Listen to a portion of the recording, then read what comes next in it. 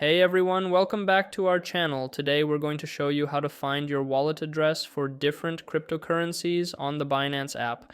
This is essential for receiving or sending crypto, so let's get started. First, open your Binance app. Make sure you're logged into your account. Once you're in the app, go to the bottom right corner and tap on the wallet icon. This will bring up your wallet page. Scroll to the assets section and use the search button, it looks like a magnifying glass, to find the specific cryptocurrency for which you need the address. For example, type BTC for Bitcoin. Tap on the cryptocurrency you selected, then choose deposit.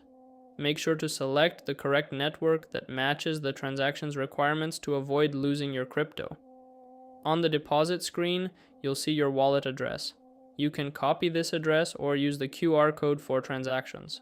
And that's how you find your Binance wallet address. If this video helped you, please like and subscribe for more tutorials like this. Thanks for watching.